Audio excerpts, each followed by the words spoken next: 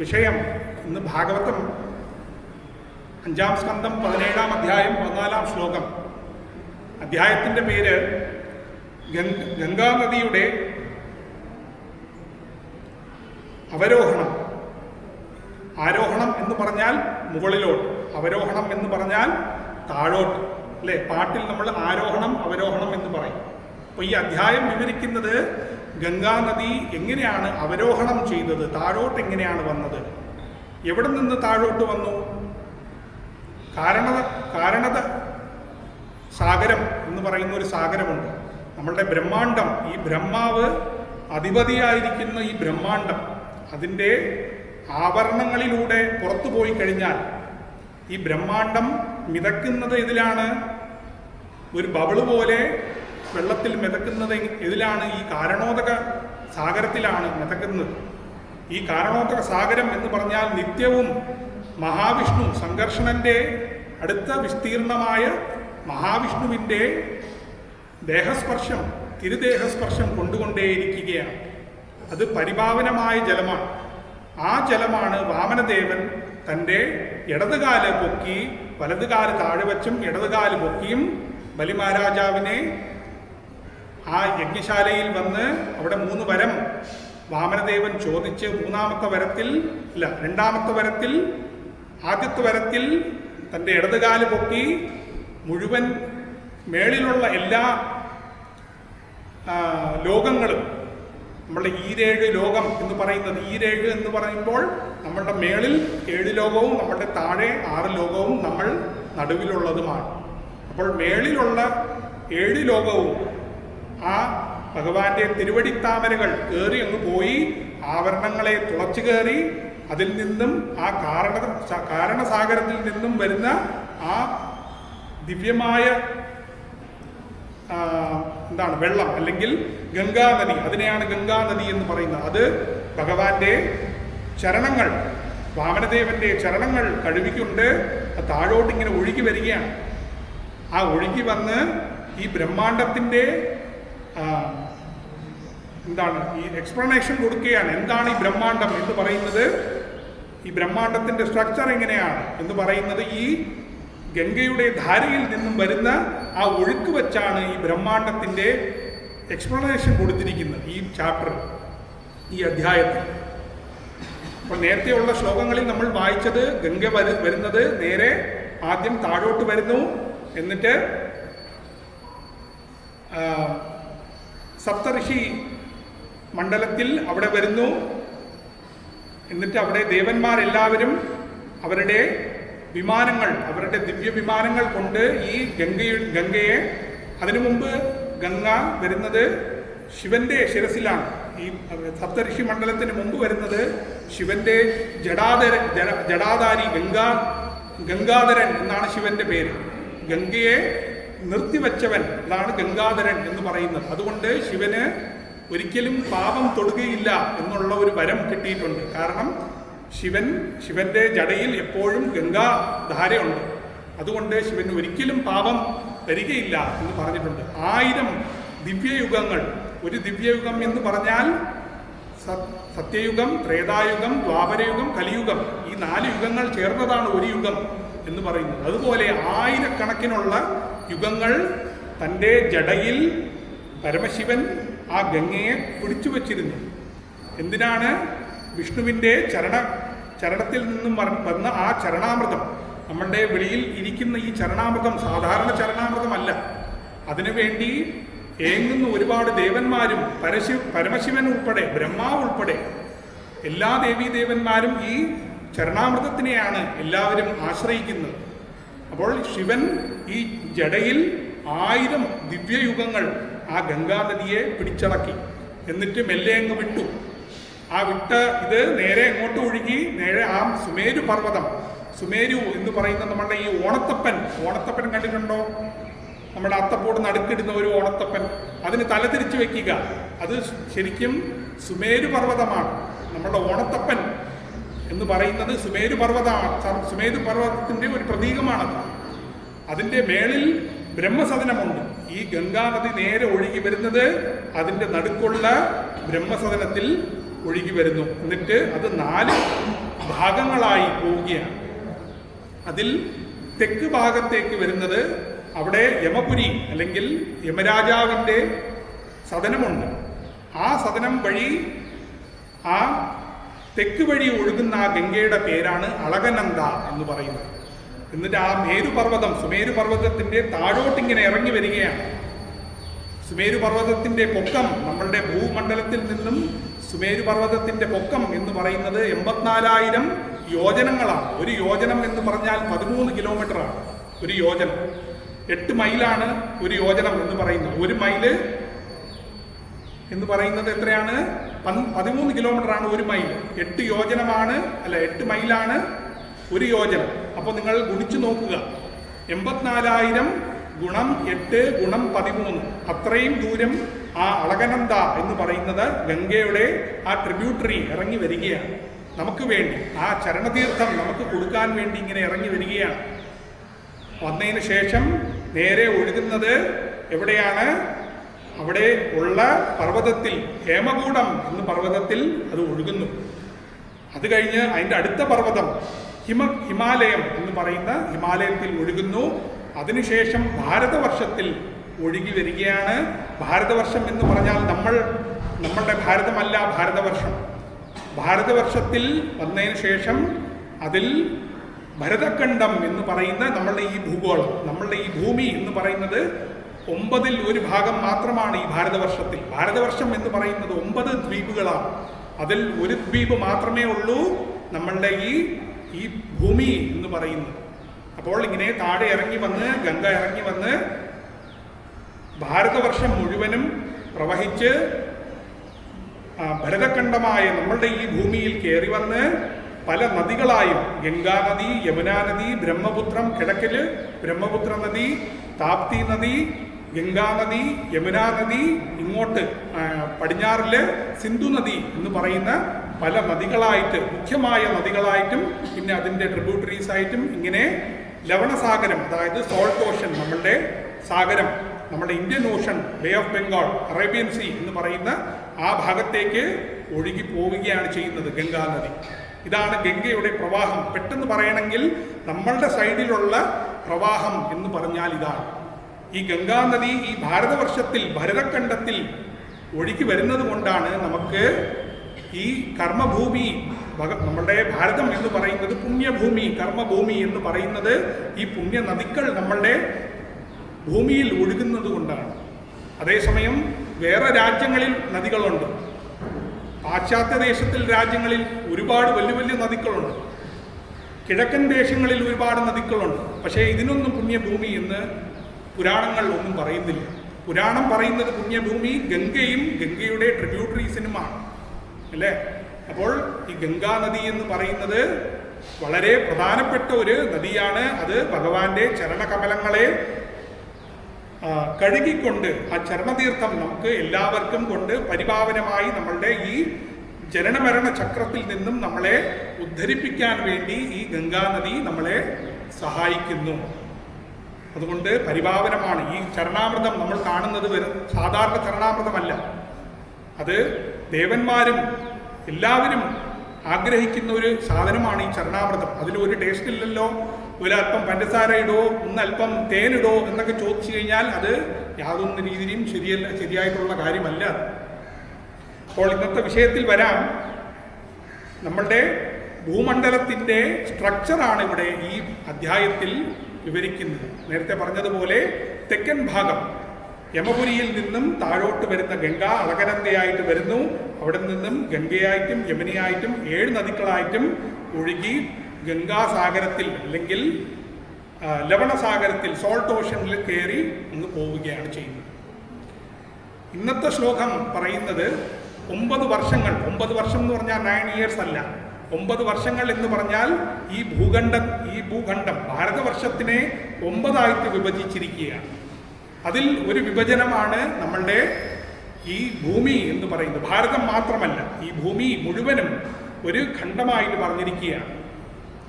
ഈ ജംബുദ്വീപത്തിലാണ് ഈ സുമേരുവും നമ്മളുടെ ഭാരതവർഷവും ഭരതഖണ്ഡവും എല്ലാം ഉള്ളത്.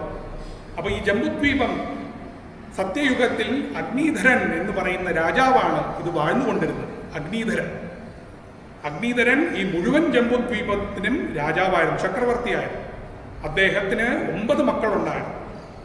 അദ്ദേഹത്തിൻ്റെ 9 മക്കള്, അതിൽ മൂത്തവൻ ആരായിരുന്നു? നാഭി മഹാരാജാവായിരുന്നു അതിൽ ഏറ്റവും മൂത്തത്. നാഭി മഹാരാജാവാണ് ഈ ഭാരതവർഷത്തിനും ഈ 9 ഖണ്ഡങ്ങളും ഉൾപ്പെടെയുള്ള നമ്മളുടെ ഖണ്ഡവും അതല്ലാതെ 8 ഖണ്ഡങ്ങളും ഉൾപ്പെടെയുള്ള 9 ഖണ്ഡങ്ങളുടെയും അധിപതി എന്ന് പറയുന്നത്, ഈ ഭാരതവർഷത്തിൻ്റെ അധിപതി എന്ന് പറയുന്നത് നാഭി എന്ന് പറയുന്ന രാജാവായിരുന്നു. നാഭിയുടെ പുത്രനായിരുന്നു ഋഷഭദേവൻ. നമ്മൾ 5-ാമത്തെ സ്കന്ധത്തിൽ ഇത് നോക്കിയിരുന്നു.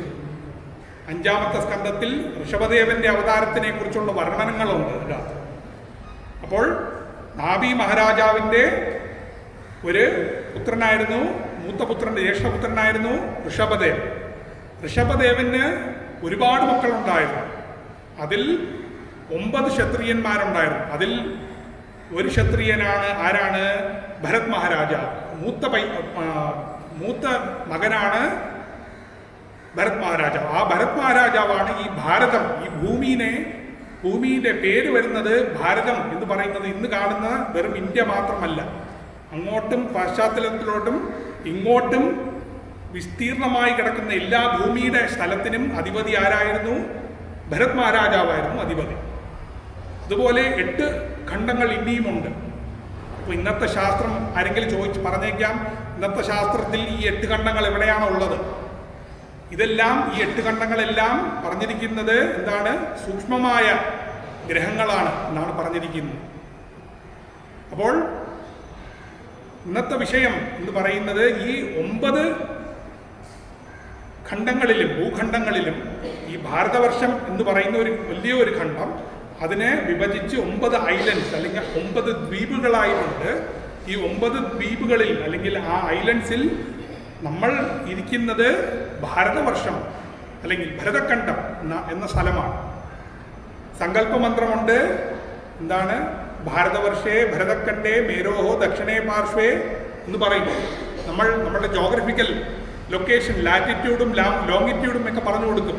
നമുക്കൊരു കർമ്മകാണ്ഡം യജ്ഞം ചെയ്യണമെങ്കിൽ നമ്മൾ ആരാണ്, നമ്മളുടെ നക്ഷത്രം എന്താണ്, നമ്മളുടെ നാളേതാണ്, നമ്മൾ ഇപ്പോൾ സ്ഥിതി ചെയ്യുന്ന സ്ഥലം എവിടെയാണ്, ആ കർമ്മകാണ്ഡം അത് ഫലിക്കണമെങ്കിൽ നമ്മളുടെ ജിയോ ലൊക്കേഷൻ, നമ്മുടെ GPS, ഇന്നത്തെ GPS എന്നൊക്കെ പറയുന്നത് പോലെ നമ്മളുടെ ജിയോ ലൊക്കേഷൻ കൃത്യമായിട്ട് പറഞ്ഞാൽ മാത്രമേ ഈ കർമ്മകാണ്ഡങ്ങളൊക്കെ ഫലിക്കത്തുള്ളൂ. അല്ല വെറുതെ നമ്മൾ അമ്പലത്തിൽ പോയി നമ്മുടെ നക്ഷത്രം മാത്രം പറഞ്ഞുകൊണ്ട് കർമ്മകാണ്ഡം ഫലിക്കത്തില്ല.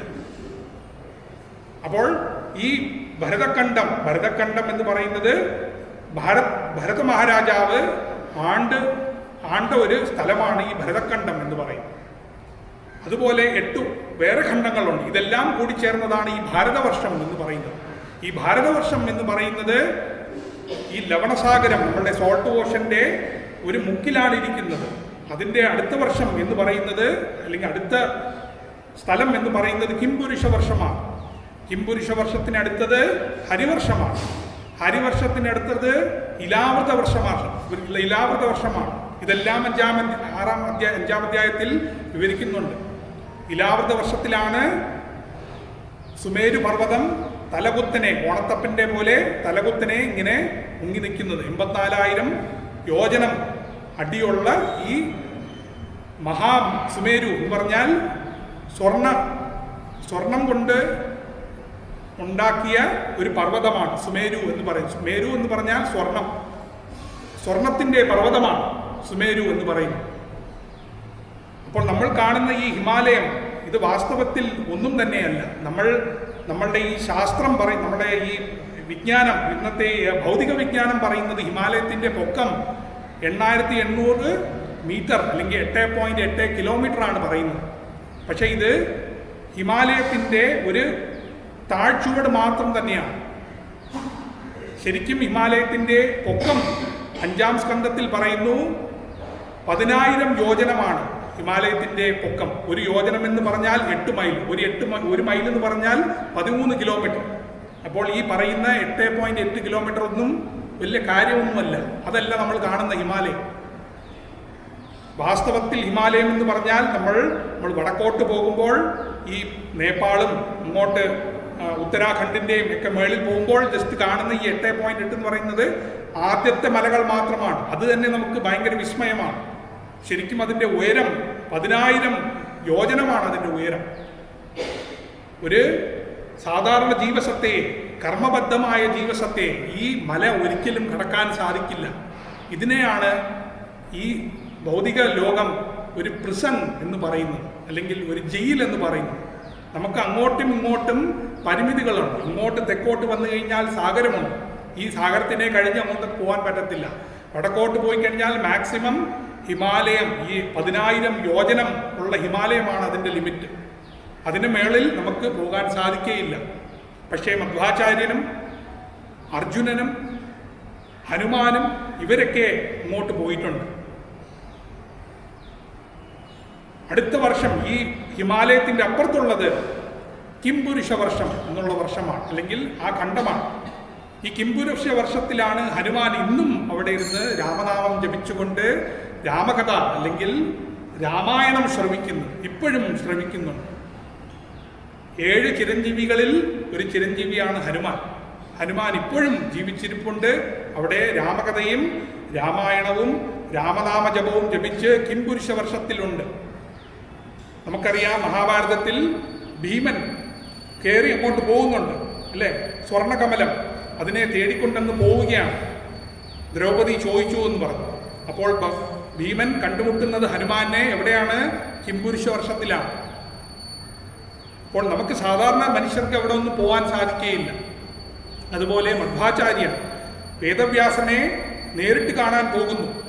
നേരിട്ട് കാണാൻ പോകുമ്പോൾ ഈ ഹിമാലയം പർവ്വതം, ബദ്രീകാശ്രമം, ഉത്തരബദ്രി, ഭവിഷ്യത് ബദ്രി ഇതെല്ലാം കടന്നാണ് പോകുന്നത്. ഈ ഹിമാലയം എന്ന് പറയുന്ന 10,000 യോജനം പൊക്കമുള്ള ഈ പർവ്വതം താണ്ടിയാണ് ആര് പോകുന്നത്? മധ്വാചാര്യൻ പോകുന്നത്. ഇതൊന്നും സാമാന്യ ജീവികൾക്ക്, നമ്മളുടെ എയറോപ്ലെയിനും റോക്കറ്റും നാസയ്ക്കും ഇസ്രോയ്ക്കും ഒന്നും ചെയ്യാൻ പറ്റില്ല. I am sorry. അടുത്തത് ഉള്ളത് കിംപുരുഷ വർഷം കഴിഞ്ഞിട്ടുള്ളത് വേറെ ഒരു വലിയ പർവ്വതമാണ്. ആ പർവ്വതത്തിൻ്റെ പേരാണ് ഹേമകൂട്ടം. അതിനും 10,000 യോജനങ്ങൾ പൊക്കമുണ്ട്. ആ പർവ്വതം കഴിഞ്ഞിട്ട് എന്താണ് ഉള്ളത്? ഹരിവർഷം എന്നുള്ള ഒരു വർഷമുണ്ട്, ഖണ്ഡമുണ്ട്. ആ ഹരിവർഷത്തിലാണ് പ്രഹ്ലാദൻ ഇന്നും അവിടെ നരസിംഹദേവനെ സ്തുതിച്ചുകൊണ്ടിരിക്കുകയാണ്. പ്രഹ്ലാദന് വേണ്ടി അവതാരം എടുത്തത് അവിടെയാണ്. എന്താണ് ഭാഗവതം എടുത്തു പറയുന്നത്? ഹരിവർഷത്തിലാണ്. ഹരിവർഷം കഴിഞ്ഞ് നിഷാദ പർവ്വതം എന്ന് പറയുന്ന കുറ്റൻ പർവ്വതമുണ്ട്. അതിൻ്റെ പൊക്കം 10,000 യോജനം എന്നാണ് പറഞ്ഞിരിക്കുന്നത്. സാമാന്യ ജീവികൾക്ക് നമുക്ക് ഇത് എല്ലാം കടന്നു പോകാൻ സാധിക്കുകയില്ല. വൈകുണ്ഠത്തിൽ പോകുന്നതോ അല്ലെങ്കിൽ സ്വർഗത്തിൽ പോകുന്നതോ ഒക്കെ വേറെ കാര്യമാണ്. കാരണം സ്വർഗത്തിൽ പോകണമെങ്കിൽ 84,000 യോജനം എന്ന് പറയുന്ന ഈ സുമേരു പർവ്വതം നമ്മൾ കയറി എന്ന് പോകണം. നമുക്ക് 10,000 യോജനം കയറിപ്പോകാൻ സാധ്യതയില്ല. നമ്മളുടെ ചെറിയ അണുവായ ഈ സ്പേസ് ഷിപ്പിനും നമ്മളുടെ ഈ റോക്കറ്റിനും എന്താണ് ഒരു ഗ്രാൻഡ് സ്കീമ ഓഫ് തിങ്സ് അല്ലെങ്കിൽ ഗ്രാൻഡ് സ്കെയിൽ ഓഫ് തിങ്സ്, വലിയ ഒരു ആഗോളവൽക്കത്തിൽ നോക്കിക്കഴിഞ്ഞാൽ നമ്മൾ വെറും അണുക്കളാണ്. നമ്മളുടെ ഈ നാസയുടെയും പിന്നെ ഈലോൺ മസ്കിൻ്റെ ഈ റോക്കറ്റും അതുപോലെ നമ്മളുടെ ഇസ്രോയുടെ റോക്കറ്റും എല്ലാം തവിട് പൊടിയാണ്. അതിനു മുമ്പ് 84,000 യോജനം കയറിപ്പോകാൻ സാധിക്കത്തില്ല. പക്ഷേ മുമ്പ് രാവണനും ഹിരണ്യകശിപുവും രാവണൻ ഇവിടെ നിന്നും അങ്ങോട്ടത്തേക്ക് പടി ഉണ്ടാക്കി, അതും സ്വർണ്ണപ്പടികൾ, എവിടത്തേക്ക്? മേളിൽ, സുമേരു പർവ്വതത്തിൻ്റെ മേളിൽ പോകാൻ വേണ്ടി, തൻ്റെ അസുര സൈന്യത്തിനെ കൊണ്ടുപോകാൻ വേണ്ടി ഒരു പടികൾ ഉണ്ടാക്കി കൊടുത്തു. അപ്പോൾ രാവണന്റെ കഴിവെന്താണ്? ഹിരണ്യകശിപുവിൻ്റെ കഴിവെന്താണ്? നമ്മളുടെ ഈ പീക്കിരി ശാസ്ത്രജ്ഞന്മാരുടെ കഴിവെന്താണ്? നമുക്കതിൽ നിന്നും മനസ്സിലാക്കാം. ഇന്നത്തെ ശ്ലോകം, നമുക്ക് സമയം കുറവായതുകൊണ്ട് എല്ലാം പറയുന്നില്ല. ഇന്നത്തെ ശ്ലോകം പറയുന്നത് ഈ പ്രപഞ്ചത്തിൽ എല്ലായിടത്തും പ്രഹ്ലാദൻ ഹിരണ്യകശിപുവിന് പറഞ്ഞതുപോലെ എല്ലായിടത്തും ഭഗവാൻ നിറഞ്ഞിരിക്കുകയാണ് അല്ലേ? സംശയമുണ്ടോ? തൂണിലുണ്ട്, തുരുമ്പിലുണ്ട് എന്ന് നമ്മൾ പുച്ഛിച്ച് പറയുകയാണ്. പക്ഷേ ഇതിൽ പറയുകയാണ്, ശ്ലോകത്തിൽ പറയുകയാണ്, വാസുദേവൻ, സംഘർഷണൻ, പ്രദ്യുമ്നൻ, അനിരുദ്ധൻ എന്ന് പറയുന്ന വിസ്തീർണം പരമവ്യോമത്തിൽ, അതായത് വൈകുണ്ഠത്തിൽ വാസുദേവൻ, സംഘർഷണൻ, പ്രദ്യുമ്നൻ, അനിരുദ്ധൻ എന്ന് പറയുന്ന 4 വൈകുണ്ഠമൂർത്തികളുണ്ട്. അവർക്ക് നേരിട്ട് വൈകുണ്ഠവാസികൾ സേവിക്കുകയാണ്. പക്ഷേ നമ്മൾ ഈ ഭൗതിക ലോകത്തിൽ വരുമ്പോൾ നമുക്ക് അതിനുള്ള അർഹതയില്ല. അതുകൊണ്ട് വിശ്വനാഥ് ചക്രവർത്തി ഠാക്കൂർ, നമ്മളുടെ ആചാര്യനായ വിശ്വനാഥ് ചക്രവർത്തി ഠാക്കൂർ പറയുകയാണ്, ഈ ഭൗതിക ലോകത്തിൽ ഉള്ള വാസുദേവൻ, സംഘർഷണൻ, പ്രദ്യുമ്നൻ, അനിരുദ്ധൻ എന്ന് പറയുന്ന 4 അർച്ചാവിഗ്രഹങ്ങളാണ്. അതായത് നേരിട്ട് ഭഗവാനല്ല, പക്ഷേ അർച്ചാവിഗ്രഹനായിട്ടാണ് നമ്മുടെ ഭൗതിക ലോകത്തിൽ. എങ്ങനെയാണോ ഇവിടെ കൃഷ്ണബലരാമൻ അർച്ചാവിഗ്രഹമായിട്ടുള്ളത്, എങ്ങനെയാണോ ഇവിടെ ശാലഗ്രാമം അർച്ചാവിഗ്രഹമായിട്ടുള്ളത്, എങ്ങനെയാണോ ഇവിടെ ഗൗരനിതായ അർച്ചാവിഗ്രഹമായിട്ടുള്ളത്, അതുപോലെ അർച്ചാവിഗ്രഹമായി ഈ ഭൂപ്രപഞ്ചത്തിൻ്റെ 4 ദിക്കിലും എല്ലാ ദിക്കിലും വിസ്തീർണമായി ഇരിക്കുകയാണ് ഭഗവാൻ നാരായണൻ. അല്ലേ? ഭഗവാൻ നാരായണൻ 4 വിസ്തീർണമായിട്ട് പോയി. അതിൽ ഒരു വിസ്തീർണം എവിടെയാണ്? വിശ്വനാഥ് ചക്രവർത്തി ഠാക്കൂർ പറയുന്നതിന് മുമ്പ് വിശ്വനാഥ് ചക്രവർത്തി ഠാക്കൂർ എന്ന് പറയുന്ന ആചാര്യൻ ശ്രീ ചൈതന്യ മഹാപ്രഭുവിൻ്റെ, അല്ലെങ്കിൽ നമ്മൾ താഴെ നിന്ന് പോകാം, നമ്മുടെ പ്രഭുപാദറുണ്ട്, ഭക്തി സിദ്ധാന്തറുണ്ട്, ഭക്തി സിദ്ധാന്തറിൻ്റെ ഗുരുവുണ്ട്. ആരാണ്? ഗൗരകിശോർദാസ് ബാബാജി, ഭക്തി വിനോദ് ഠാക്കൂർ, ജഗന്നാഥ് ദാസ് ബാബാജി, അല്ലേ? പിന്നെ ആരാണുള്ളത്? ബലദേവ വിദ്യാഭൂഷൺ. പിന്നെ ഉള്ളത് ബലദേവ വിദ്യാഭൂഷന്റെ ഗുരുവാണ് ഈ വിശ്വനാഥ് ചക്രവർത്തി ഠാക്കൂർ എന്ന് പറയുന്നത്. ഹരേ കൃഷ്ണ.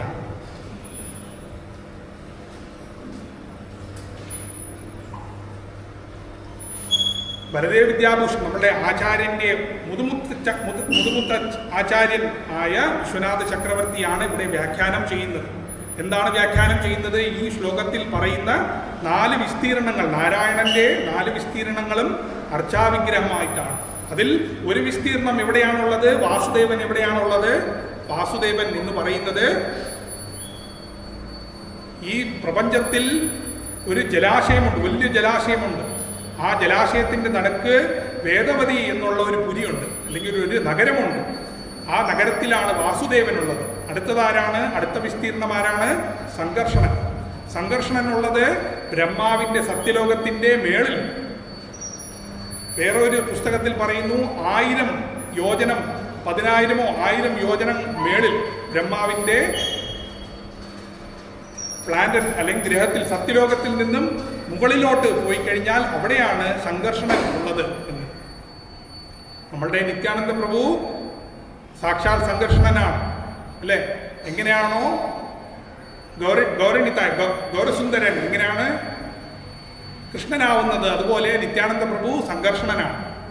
അപ്പോൾ സംഘർഷണൻ നമ്മളുടെ ബ്രഹ്മസദനം സുമേരു പർവ്വതത്തിൻ്റെ മേളിലാണ്. പക്ഷേ സത്യലോകം എന്ന് പറയുന്നത് അതിൻ്റെയൊക്കെ മേളിലാണ്, അല്ലേ? ഏറ്റവും മുകളിലത്തെ ലോകമാണ്, ഭൗതിക ലോകത്തിൽ ഏറ്റവും മുകളിലുള്ള ലോകമാണ് സത്യലോകം. അതിൻ്റെ മേളിലാണ് ആരുള്ളത്? സംഘർഷണനുള്ളത്. അദ്ദേഹം വസിക്കുന്ന പുരിയുടെ പേര് പറയുന്നുണ്ട്, അല്ലേ? ഐരാവത പുരിയോ എന്തോ പറയുന്നുണ്ട് ഇവിടെ. പിന്നെയുള്ളത് ആരാണ്? വാസുദേവൻ, സംഘർഷണൻ, പ്രദ്യുമ്നൻ എവിടെയാണ് പ്രബലമായിട്ടുള്ളത്? ദ്വാരകാപുരിയിലാണ് പ്രബലമായിട്ടുള്ളത്. അത് നമ്മളുടെ ഭാരതദേശത്തിൻ്റെ പടിഞ്ഞാറേ അറ്റമുള്ള ദ്വാരകാപുരിയും ആവാം, അല്ലാതെ ഈ പ്രപഞ്ചത്തിൽ വേറെ ഒരു ദ്വാരകാപുരിയും ഉണ്ട് എന്ന് പറയപ്പെടുന്നു. ആ ദ്വാരകാപുരിയുടെ നടുവിലാണ് പ്രദ്യുമ്നൻ ഉള്ളത്. അതുപോലെ അനിരുദ്ധൻ എവിടെയാണുള്ളത്? തിരുപ്പാൽ കടൽ, അതായത് ക്ഷീരാബ്ദി, നമ്മളുടെ ധ്രുവ മഹാരാജാവുള്ള ധ്രുവലോകത്തിൽ അതെവിടെയാണുള്ളത്? അത് ഈ സുമേരു പർവ്വതത്തിൻ്റെ ഏറ്റവും മുകളിലാണുള്ളത് ഈ ധ്രുവലോകം. അവിടെയാണ്, ആ ലോകത്തിലാണ് ആരുള്ളത്? അനിരുദ്ധൻ ഉള്ളത്. അനിരുദ്ധൻ വസിക്കുന്ന ആ ഒരു നഗരത്തിൻ്റെ പേരാണ് ഐരാവതപുരി എന്ന് പറയുന്നത്. അപ്പോൾ ഇവിടെ അർച്ചാവിഗ്രഹമാണ്. ഈ ശ്ലോകത്തിൻ്റെ ഭാവാർത്ഥത്തിൽ മുഖ്യമായി പറയുന്നത് അർച്ചാവിഗ്രഹത്തിൻ്റെ മഹാത്മ്യമാണ്. എന്താണ് ഇവിടെ പറയുന്നത്? അർച്ചാവിഗ്രഹം എന്ന് പറഞ്ഞാൽ നമ്മൾ സാധാരണമായി കാണരുത്, അല്ലേ? നമ്മൾ വിചാരിക്കും എന്താണ്? വെറും കല്ലും മണ്ണും മാർബിളും പെയിന്റും ലോഹവും, അല്ലേ? മണ്ണും കൊണ്ടുമുണ്ടാക്കിയ, അല്ലെങ്കിൽ ദാരു, ഇതും എല്ലാം കൊണ്ടുണ്ടാക്കിയതാണ് ഈ അർച്ചാവിഗ്രഹം, അല്ലേ? ഞാൻ ഒരു തട്ട് തട്ടിയാൽ അത് താഴെ വീഴും, ഞാൻ അറിയാതെ തട്ടിയാലും താഴെ വീഴും, ഞാൻ മനഃപൂർവ്വം തട്ടിയാലും താഴെ വീഴും. എന്താണ് അർച്ചാവിഗ്രഹം അല്ലേ? ഒരു കല്ലുണ്ട്, കല്ലിനെ അവർ ഭഗവാന്റെ ആകൃതിയിൽ ഉണ്ടാക്കി വെച്ചിരിക്കുകയാണ്. ഈ കല്ലുകൊണ്ട് എനിക്ക് വേണമെങ്കിൽ തേങ്ങ പൊട്ടിക്കാം, ഒരു തേങ്ങ എറിഞ്ഞ് അതിൻ്റെ പുറത്ത് ഇട്ട് കഴിഞ്ഞാൽ തേങ്ങ പൊട്ടിക്കാം എന്ന് പറയുന്ന ഒരു ഒരു അനാവശ്യമായ ചിന്ത നമ്മളുടെ മനസ്സിൽ ചിലപ്പം ഉണ്ടാകും. ഇത് വെറും കല്ലാണ് എന്നുള്ള ഇതുണ്ടാകും. അതുകൊണ്ട് പത്മപുരാണം നമ്മളെ വാൺ ചെയ്യുകയാണ്. പത്മപുരാണം നമുക്ക് പറയുന്നത് എന്താണ്? ഇവിടെ ഭാവാർത്ഥത്തിൽ പറയുന്നത് എന്താണ്? അർച്ചേ വിഷ്ണുർ ശിലാദീർ ഗുരുഷു നരമതിർ വൈഷ്ണവേ ജാതിബുദ്ധി. വിഷ്ണുർ വൈഷ്ണവാനാം കലിമതമതനെ ചരണാമൃത അമ്പുബുദ്ധി. അതായത് അപരാധങ്ങൾ ഒന്നൊന്നായിട്ട് പറയുകയാണ്. പത്മപുരാണം നമ്മളെ വാൺ ചെയ്യുകയാണ്. എന്നാണ് പറയുന്നത്? അർച്ചേ വിഷ്ണു ശിലാദിഹി. ഈ വിഷ്ണുശില, ഈ കൃഷ്ണബലരാമൻ, ഗൗരനിതാൻ, ശാലഗ്രാമം, അല്ലെങ്കിൽ ഇവിടെ കാണുന്ന നരസിംഹദേവന്റെ പെയിന്റിംഗ്, അർച്ചേ വിഷ്ണു ശിലാദിഹി, ഇതെല്ലാം കണ്ട് നീ ശിലയാണ് എന്ന് വിചാരിക്കരുത്. വിചാരിച്ചു കഴിഞ്ഞാൽ അത് അപരാധമാണ്, സേവാപരാധമാണ്. ഗുരുഷു നരമതിർ, ഗുരു എന്ന് പറയുന്ന വ്യക്തി നമ്മളിൽ ഒരാളാണ് എന്ന് വിചാരിക്കുന്നത് മണ്ടത്തരമാണ് അല്ലേ? പ്രഭുപാദ് അവിടെ വെറുതെ ഇരിക്കുകയാണ്. അതുപോലെ നേരത്തെ പ്രഭുപാദ് ഈ ഗ്രഹത്തിൽ ഉണ്ടായിരുന്നപ്പോൾ, പ്ലാനറ്റിൽ ഉണ്ടായിരുന്നപ്പോൾ, ഈ ഭൂലോകത്തിൽ ഉണ്ടായിരുന്നപ്പോൾ സാധാരണ ഒരു മനുഷ്യനായിട്ട് പല പേരും കണ്ടിരുന്നു പ്രഭുപാദിനെ. നമ്മളെപ്പോലെ 2 കൈയുണ്ട്, നമ്മളെപ്പോലെ ഒരു ശിരസ്സുണ്ട്, നമ്മളെപ്പോലെ 2 കാലുകളുണ്ട്. അദ്ദേഹത്തിന് നടക്കാനും വയ്യ, എപ്പോഴും കയ്യിൽ വടി മൂണ്ടി നടക്കും അല്ലേ? അധികം കഴിക്കാൻ പറ്റുന്നില്ല. പക്ഷേ ശാസ്ത്രം എന്താണ് പറയുന്നത്? ഗുരുഷു നരമതിർ, ഗുരു ഒരു നരനാണ് എന്ന് വിചാരിക്കുന്നവൻ അവൻ അധപ്പതിതനാകുന്നു. വൈഷ്ണവേ ജാതിബുദ്ധി, മൂന്നാമത്തത് അപരാധം. ഒരു വൈഷ്ണവൻ ഇന്ന ജാതിയിൽപ്പെട്ടവനാണ് എന്ന് പറയുന്നത് മഹാ അപരാധമാണ് അല്ലേ? നമ്മൾ ചിലപ്പം കല്യാണം, ഇവിടെ വരനും വധുവും ചിലപ്പം അന്വേഷിക്കുമ്പോൾ ചില പേരെന്ന് പറയും, എൻ്റെ വീട്ടിൽ എൻ്റെ മകനെ കല്യാണത്തിന് ആലോചിക്കുന്നുണ്ട്, അല്ലെങ്കിൽ എൻ്റെ മകളെ കല്യാണത്തിന് ആലോചിക്കുന്നുണ്ട്. എന്നിട്ട് അമ്പലത്തിൽ വന്ന് പറയും, എന്നിട്ട് പറയും എനിക്ക് ഇന്ന ജാതിയിലുള്ള ഞാൻ ഇന്ന ജാതിയാണ്, എനിക്ക് ഇന്ന ജാതിയിലുള്ള ഒരു വധു വേണം, അല്ലെങ്കിൽ ഒരു വരൻ വേണം എന്ന് പറയും. അത് മഹാപരാധമാണ്. നമ്മൾ ഇതുവരെ ഈ അമ്പലത്തിൽ ഈ പടികൾ കയറി വന്ന എല്ലാ നമ്മളുടെ സുഹൃത്തികളും, നമ്മളുടെ എല്ലാ ഭക്തിയും തകരാൻ വേണ്ടി അത് മതി അല്ലേ? ജാതി എന്ന് പറയുന്നത് വൈഷ്ണവനില്ല. വൈഷ്ണവൻ അച്യുത ഗോത്രത്തിലുള്ളവനാണ്. വൈഷ്ണവന് ഒരു ജാതിയുമില്ല. വൈഷ്ണവേ ജാതിബുദ്ധി, മൂന്നാമത്തെ അപരാധം. ആദ്യത്തെ അപരാധം എന്താണ്? അർച്ചേ വിഷ്ണുർ ശിലാധിർ ഗുരുഷു നരമതിർ വൈഷ്ണവേ ജാതിബുദ്ധി. നാലാമത്തെ എന്താണ് പറയുന്നത്? വിഷ്ണോർ വാ വൈഷ്ണവാനാം കലിമതമതനെ ചരണാമൃതേ അമ്പുബുദ്ധി. അതായത് 3 കാര്യങ്ങൾ. ഗംഗാനദി, പിന്നെ ഉള്ളത് ആരാണ്? രണ്ടാമത്തത് വിഷ്ണുപാദത്തിൽ നിന്നും വരുന്ന ചരണാമൃതം. മൂന്നാമത്തത് എന്താണ്? വൈഷ്ണവരുടെ തൃപ്പാദങ്ങൾ, പ്രഭുപാദന്റെ തൃപ്പാദങ്ങൾ, അല്ലെങ്കിൽ നമ്മുടെ ഗുരുമഹാരാജിന്റെ തൃപ്പാദങ്ങൾ കഴുകി വരുന്ന ആ ചരണാമൃതം. ഈ 3 ചരണാമൃതം ഏതൊക്കെയാണ്? ഒന്നാമത്തത് പൈപ്പിൽ വരുന്ന വെള്ളം അല്ലേ? അല്ല, എല്ലാവരും എൻ്റെ കൂടെ ഉണ്ടല്ലോ അല്ലേ? ആരും ഉറങ്ങിയില്ലല്ലോ. രണ്ടാമത്തത് ബോർവെള്ളം അല്ലേ? അല്ല. ഒന്നാമത്തത് ഗംഗാനദി. ഗംഗാനദിയിൽ നിന്നും വരുന്ന പരിപാവനമായ ഗംഗാജലം. രണ്ടാമത്തത് വിഷ്ണുവിൻ്റെ ചരണത്തിൽ നിന്നും വരുന്ന ആ വിഷ്ണു ചരണാമൃതം, കൃഷ്ണ ചരണാമൃതം അല്ലേ? നമ്മൾ എന്ത് പറയും? ചരണാമൃതം പാനം ചെയ്യുമ്പോൾ എന്ത് പറയും? അതിന് മന്ത്രമുണ്ട്. മന്ത്രം പറഞ്ഞെങ്കിലും പറയാതെങ്കിലും അതിൻ്റെ ആക്ഷൻ നമ്മളുടെ മേളിൽ കാണിക്കും. പക്ഷേ നമ്മൾ മന്ത്രം പഠിക്കണം. പഠിച്ച് ആ മന്ത്രത്തോടെ ഭക്തിയോടെ വേണം നമ്മൾ ഈ ചരണാമൃതത്തിനെ പാനം ചെയ്യുവാൻ. പാനം ചെയ്ത് ശിരസിൽ വഹിക്കുക. എന്താണ് ആ മന്ത്രം? ശ്രീ രാധാകൃഷ്ണ രാധാകൃഷ്ണ പാതാരം പ്രേമഭക്തിദം മുടാ ഭക്തിഭാരേണ വൈ പീത്വാ ശിരസാധാരയാമ്യഹം. രാധാകൃഷ്ണ പാദോദകം, ശ്രീ രാധാകൃഷ്ണ പാദോദകം ഭക്തിഭാവേന ദമ്മുട. അതായത് ശ്രീകൃഷ്ണൻ, രാധയും കൃഷ്ണനും, രാധാകൃഷ്ണന്റെ അല്ലെങ്കിൽ കൃഷ്ണബലരാമന്റെ ചരണങ്ങളിൽ നിന്നും വരുന്ന ആ തീർത്ഥം നമ്മൾ ഭക്തിഭാവത്തോടെ അതിനെ ശിരസാ വഹിക്കണം. അല്ലേ? പ്രേമഭക്തി ദമ്മുട ഭക്തിഭാവേന വൈപീത്വ ശിരസാധാരയാമ്യഹം. ഇതാണ് 4 വരിയുള്ള ചരണാമൃതത്തിന്റെ ശ്ലോകം. അല്ലെങ്കിൽ നമ്മളുടെ ഈ തെക്കൻ ഭാഗത്തുള്ള കോമൺ ആയിട്ടുള്ള ശ്ലോകം എന്താണ്? അകാല മൃത്യുഹരണം, സർവവ്യാധി വിനാശനം, കൃഷ്ണപാദോദകം അല്ലെങ്കിൽ വിഷ്ണുപാദോദകം വൈത്വ ശിരസാധാരയാമ്യഹം. പക്ഷേ അത് ഒരു ഭൗതികമായ മന്ത്രമാണ്, അല്ലേ? അകാല മൃത്യുഹരണം, നമ്മൾക്ക് അകാല മൃത്യു ഉണ്ടാവാതിരിക്കട്ടെ. സർവവ്യാധി വിനാശനം, നമ്മുടെ വ്യാധികളെല്ലാം പോകട്ടെ. ഇതെല്ലാം ഭൗതികമായ ആഗ്രഹങ്ങളാണ്.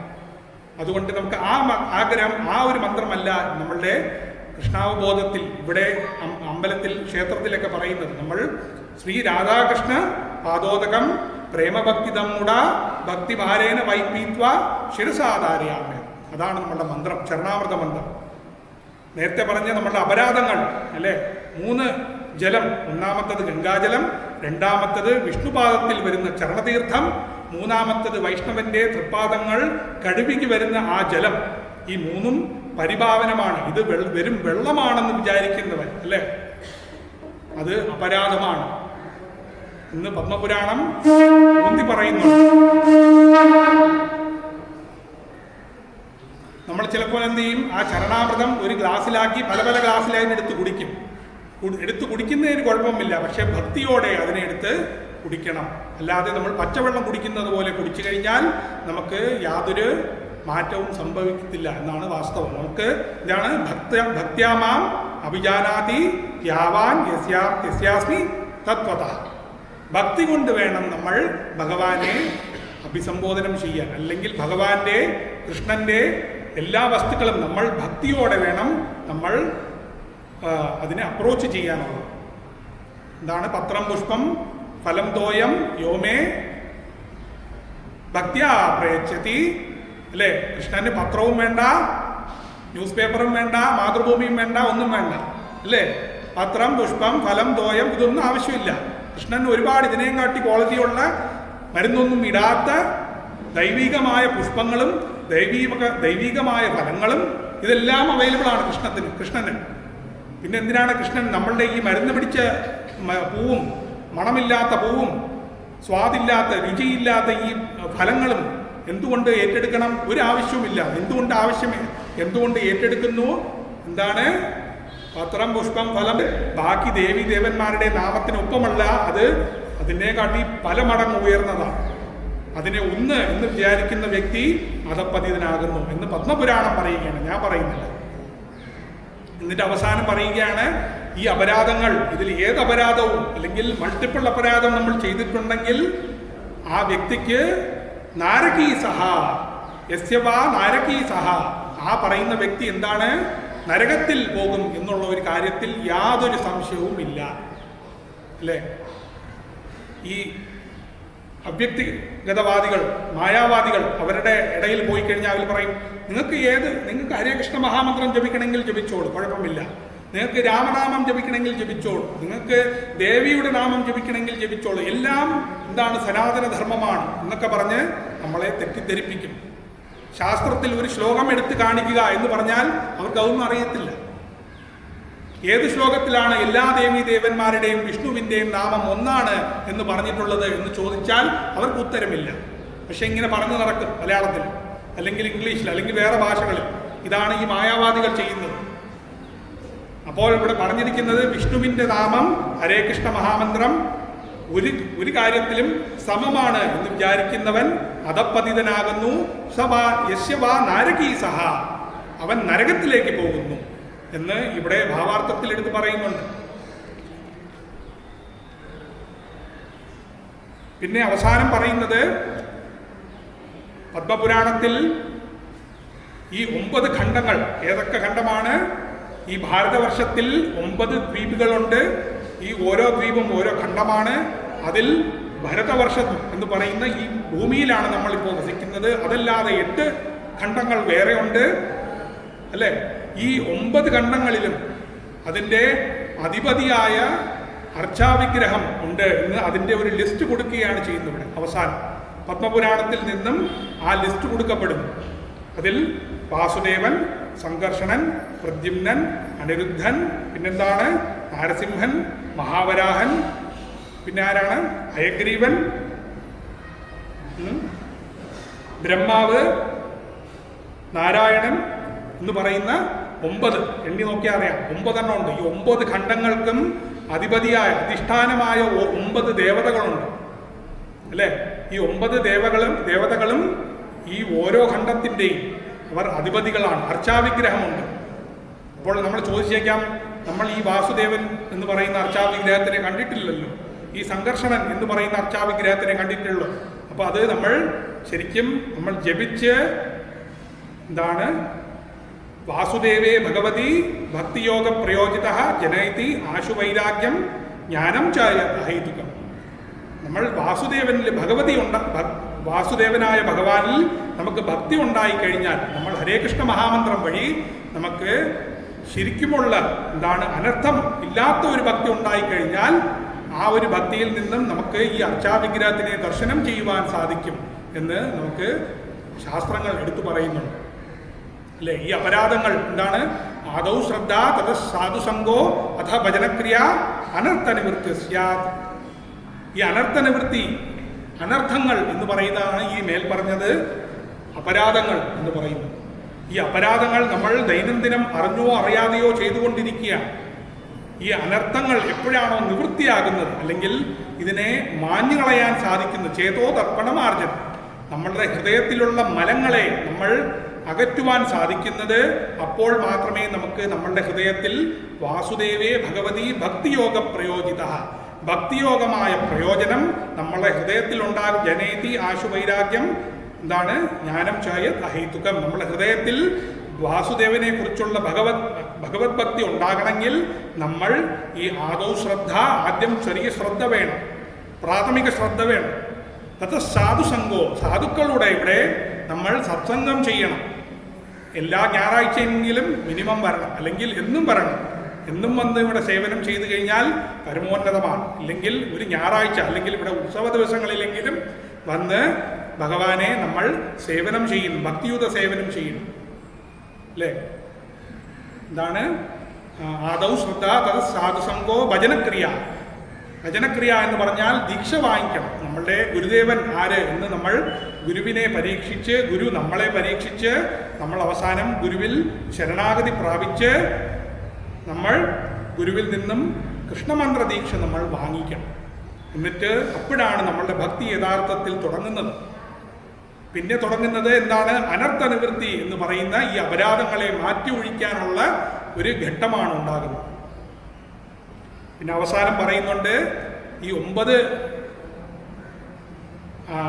ഭൂഖണ്ഡങ്ങളിൽ ഒരു ഖണ്ഡത്തിൽ ബ്രഹ്മദേവനാണ് ഇവിടെ അധിപതി. ആ ബ്രഹ്മദേവൻ എന്ന് പറയുന്നത് സാക്ഷാത് ഹരി തന്നെയാണ്. കാരണം നമ്മളുടെ ഈ പ്രപഞ്ചത്തിലെ ബ്രഹ്മദേവൻ ഒരു ക്വാളിഫിക്കേഷൻ, അദ്ദേഹം ഇന്ന ഒരു ക്വാളിഫിക്കേഷൻ 100 ജന്മങ്ങൾ അദ്ദേഹം പെർഫെക്റ്റായിട്ട് വർണ്ണാശ്രമധർമ്മം പാലിച്ചത് കൊണ്ടാണ് അദ്ദേഹത്തിന് ആ ബ്രഹ്മപദവി കിട്ടുന്നത്. 100 ജന്മം 4 വർണ്ണാശ്രമവും നമ്മൾ തെറ്റില്ലാതെ പാലിക്കണം.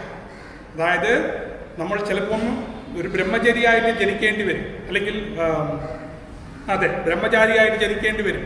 അങ്ങനെ 25 വർഷം പെർഫെക്റ്റായിട്ട് 25 വർഷം ബ്രഹ്മചര്യം അനുഷ്ഠിക്കണം. അടുത്ത 25 വർഷം ഗൃഹസ്ഥനായി നമ്മൾ ആ ഗൃഹസ്ഥധർമ്മം അനുഷ്ഠിക്കണം. അടുത്ത 25 ജന്മം പെർഫെക്റ്റായിട്ട് വാനപ്രസ്ഥം, പിന്നെ സന്യാസം. അങ്ങനെ 100 വർഷം തെറ്റുകൂടാതെ, അപരാധങ്ങൾ കൂടാതെ ശാസ്ത്രോക്തമായി ഏതൊരു വ്യക്തി വർണ്ണാശ്രമ ധർമ്മം പാലിക്കുന്നുവോ ആ വ്യക്തിക്കാണ് ബ്രഹ്മദേവൻ അല്ലെങ്കിൽ ബ്രഹ്മപദവി കിട്ടുന്നത്. ചിലപ്പോൾ അങ്ങനെ ഒരു വ്യക്തി ഇല്ലാതെ ആയിപ്പോകും. അങ്ങനെ ഇല്ലാതെ വരുമ്പോഴാണ് സാക്ഷാത് ഹരി എന്താണ് ചെയ്യുന്നത്? ബ്രഹ്മദേവൻ, ആ ബ്രഹ്മനാണ് ഈ 9ാമത്തെ ബ്രഹ്മൻ. ഈ ഖണ്ഡത്തിൽ 9ാമത്തെ ഖണ്ഡത്തിലുള്ള ബ്രഹ്മൻ എന്ന് പറയുന്നത് ആ ബ്രഹ്മദേവനാണ് എന്നെടുത്ത് പറയുന്നു. അപ്പോൾ വേറെന്തെങ്കിലും ചോദ്യമുണ്ടെങ്കിൽ ചോദിക്കാം. പറയാനുണ്ടെങ്കിൽ പറയാം.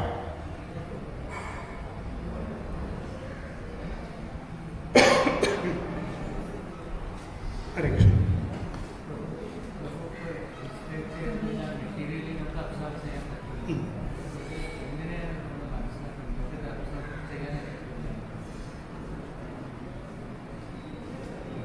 അപ്പോൾ നമ്മൾ പ്രഭുവിൻ്റെ ചോദ്യം ഞാൻ ഒന്നുകൂടെ ആവർത്തിക്കാം, കേൾക്കാൻ ചിലവർ പറ്റിയില്ലായിരിക്കും. അപ്പോൾ പ്രഭു പറയുന്നത് ഈ ഇവിടുത്തെ ഈ ശ്ലോകത്തിൽ പറയുന്ന വിഷയങ്ങൾ, ഭാവാർത്ഥത്തിൽ പറയുന്ന വിഷയങ്ങൾ എല്ലാം നമ്മളുടെ ഇന്ദ്രിയങ്ങൾക്ക് അതീതമായ കാര്യങ്ങളാണ്, അതീന്ദ്രിയമായിട്ടുള്ള കാര്യങ്ങളാണ്. നമ്മളുടെ കണ്ണുകൊണ്ട് നമ്മൾ കാണാത്തതും നമ്മൾ ചെവി കൊണ്ട് കേൾക്കാത്തതും നമ്മളുടെ ചർമ്മം കൊണ്ട് അനുഭവിക്കാത്തതുമുള്ള കാര്യങ്ങളാണ് ഇവിടെ പറഞ്ഞിരിക്കുന്നത്. അപ്പോൾ എങ്ങനെ അതിനെ മനസ്സിലാക്കാൻ സാധിക്കും? അപ്പോൾ എല്ലാത്തിൻ്റെയും തുടക്കം എന്ന് പറയുന്നത് ശ്രവണമാണ്. ആദ്യം ശ്രവണം ചെയ്യുക. എങ്ങനെയാണോ നമ്മൾ സ്കൂളിൽ പോകുമ്പോൾ ആദ്യം തിയറി പഠിച്ചിട്ട് പിന്നെ പ്രാക്ടിക്കൽ ചെയ്യുന്നത്, ആദ്യം തന്നെ കെമിസ്ട്രി ലാബിൽ പോയി കഴിഞ്ഞിട്ട് എന്ത് പറയത്തില്ല, H2+O2 ചേർത്തിട്ട് വെള്ളമുണ്ടാകും എന്ന് പറയത്തില്ല. ടീച്ചർ ആദ്യം 4 മണിക്കൂറോ അല്ലെങ്കിൽ ഒരാഴ്ചയോ അതിൻ്റെ ഒരു ക്ലാസ് എടുക്കും. ആ ക്ലാസ് ഈ വിദ്യാർത്ഥികൾ അവർ മനസ്സിലാക്കും, ഗ്രഹിക്കും. നന്നായിട്ട് ഗ്രഹിക്കുന്നവർ ഗ്രഹിക്കും. എന്നിട്ട് അതിൻ്റെ ഉചിതമായ സമയമാകുമ്പോൾ ആ ഗുരു എന്ത് ചെയ്യും? ആ ശിഷ്യനെ ഒരു ലാബിലേക്ക് കൊണ്ടുപോകും, ആ വിദ്യാർത്ഥിയെ ഒരു ലാബിലേക്ക് കൊണ്ടുപോകും. എന്നിട്ട് പറയും, നേരത്തെ ഞാൻ പറഞ്ഞില്ലേ H2+O2 = 2H2+O2 = 2H2O എന്ന് പറഞ്ഞില്ലേ, അതാണ് നമ്മളിവിടെ ചെയ്യാൻ പോകുന്നത്, കണ്ടോളൂ എന്ന് പറയും. ആദ്യം തന്നെ ലാബിൽ പോയി ഇത് ചെയ്യത്തില്ല. അപ്പോൾ നമ്മളുടെ ആദ്യത്തെ കടമ എന്ന് പറയുന്നത് ശ്രവണമാണ്. ശ്രവണാദി ചിത്തശുദ്ധകരെ, നമ്മളുടെ ശ്രവണം ആദ്യം നമ്മൾ ശുദ്ധീകരിക്കണം. അതെങ്ങനെയാണ് ശുദ്ധീകരിക്കുന്നത്? ഇതുപോലെ ഭഗവത് സത്സംഗം അല്ലെങ്കിൽ ഭഗവാന്റെ ഹരിനാമ സങ്കീർത്തനം ചെയ്യുക, ഭഗവാന്റെ സങ്കീർത്തനം ചെയ്യുക. കൃഷ്ണന്റെ സങ്കീർത്തനം, ഹരിനാമ സങ്കീർത്തനം, ഭഗവത് പ്രസാദം, ഈ 3 കാര്യങ്ങളും നമ്മൾ തുടർച്ചയായി ഇത് ചെയ്യുമ്പോൾ അതിൻ്റെ ശ്രവണം കാരണം എന്താണ്? ആ ശ്ലോകം എന്താണ്? ഭാഗവതത്തില് ശുശ്രൂഷോ ശ്രദ്ധദാനസ്യ വാസുദേവ കഥാരുചി സ്യാൻ മഹത്സേവയാ വിപ്ര പുണ്യതീർത്ഥ നിഷേവണ. ശുശ്രൂഷോ ശ്രദ്ധദാനസ്യ, ശ്രദ്ധയോടുകൂടെ നമ്മൾ ഭഗവാൻ ശ്രീകൃഷ്ണന്റെ കഥകൾ ശ്രവണം ചെയ്യണം. ശ്രദ്ധയോടെ നമ്മൾ ഭഗവാന്റെ പ്രസാദം, ശ്രീകൃഷ്ണ പ്രസാദം, നമ്മൾ അതിനെ ആദരിക്കണം. ശ്രദ്ധയോടെ നമ്മൾ ഹരിനാമ സങ്കീർത്തനത്തിൽ പങ്കുചേരണം. ആ ഹരിനാമ സങ്കീർത്തനത്തിൽ ഇതിൽ ട്യൂൺ പോരാ, ഇന്ന ആള് വായിക്കുന്ന മൃദംഗം ശരിയല്ല, ഇന്ന ആള് വായിക്കുന്ന കരതലം ശരിയല്ല എന്ന് പറയുന്ന അവിടെ കുറ്റം പറയുകയല്ല വേണ്ടത്. നമ്മൾ ആ ഹരിനാമത്തിനെ കേൾക്കുവാനാണ് നമ്മൾ ശ്രമിക്കേണ്ടത്. ശ്രദ്ധയോടെ ചെയ്യണം. ശുശ്രൂഷോ ശ്രദ്ധദാനസ്യ വാസുദേവ കഥാരുചി. എപ്പോഴും ഇങ്ങനെ ചെയ്ത് പല ആവർത്തികളിൽ പല ആവട്ടം നമ്മൾ ചെയ്ത് വാസുദേവ കഥ അല്ലെങ്കിൽ ഹരികഥയിൽ, കൃഷ്ണകഥയിൽ നമുക്കൊരു രുചി ഉണ്ടാകുന്നത്. സ്യാൻ മഹത്സേവയാ വിപ്ര പുണ്യതീർത്ഥ നിഷേവന. അല്ലേ? ഇതുണ്ടാകുന്നത് എപ്പോഴാണ്? ഹൃദയത്തിൻ്റെ ശുദ്ധീകരണം ഉണ്ടാകുന്നത് എപ്പോഴാണ്? നമ്മളുടെ ചെവികൾ, ഇരു ചെവികളും ഭഗവത് വിഷയത്തിന് വേണ്ടി ശ്രവണം ചെയ്യാൻ ശ്രദ്ധയോടെ, ഒരു കൂർമ്മയോടെ നമ്മളുടെ മനസ്സിനെയും ബുദ്ധിവിനെയും ഏകാഗ്രതമാക്കി ചെയ്യുമ്പോഴാണ് നമുക്ക് ഇതിൻ്റെ ഒരു പുരോഗതി കിട്ടുന്നത്. അങ്ങനെ പുരോഗതി കിട്ടുമ്പോൾ ഈ ഭൗതികമായ കാര്യങ്ങളെല്ലാം നമുക്ക് നമ്മളുടെ ഹൃദയത്തിൽ പ്രകാശം ഉണ്ടാകും. ദിവ്യജ്ഞാൻ ഹൃദയ പ്രകാശിതം. ഇത് ദിവ്യമായ കാര്യങ്ങളാണ്, അതീന്ദ്രിയമായ കാര്യങ്ങളാണ്, നമ്മൾ കാണാത്തതും കേൾക്കാത്തതുമുള്ള കാര്യങ്ങളാണ്. ഇതിന് മനസ്സിലാക്കുന്നത് എങ്ങനെയാണ്? ശ്രവണം കൊണ്ട് മാത്രമേ ഇതിന് മനസ്സിലാക്കാൻ സാധിക്കുകയുള്ളൂ. സബ്മിസിവ് അല്ലേ? എന്താണ് ആ ശ്ലോകം? 3 ശിഷ്യന്റെ ഭഗവത്ഗീതയിൽ 3 കാര്യങ്ങൾ. സബ്മിസിവ്, ഗുരു തദ്വിത്തി പ്രണിപാതേന പരിപ്രശ്നേന, താങ്ക് യു മാതാജി, തദ്വിത്തി പ്രണിപാതേന പരിപ്രശ്നേന സേവയാ ഉപദേശന്തി തജ്ഞാനം ജ്ഞാനിനാസ്തത്വദർശിന. നമ്മളുടെ ഹൃദയത്തിൽ ദിവ്യജ്ഞാനം ഉണ്ടാകണമെങ്കിൽ നമ്മൾ തദ്വിത്തി പ്രണിപാതം, നമ്മൾ സറണ്ടർ ചെയ്യണം, ആശ്രയിക്കണം ഗുരുവിന്. ഗുരു പറയുന്ന വാക്കുകൾ നമ്മളുടെ ഹൃദയത്തിൽ ഉൾക്കൊള്ളണം. എന്നാൽ മാത്രമേ നമുക്ക് ഈ അതീന്ദ്രിയമായ കാര്യങ്ങളെല്ലാം മനസ്സിലാക്കാൻ സാധിക്കൂ.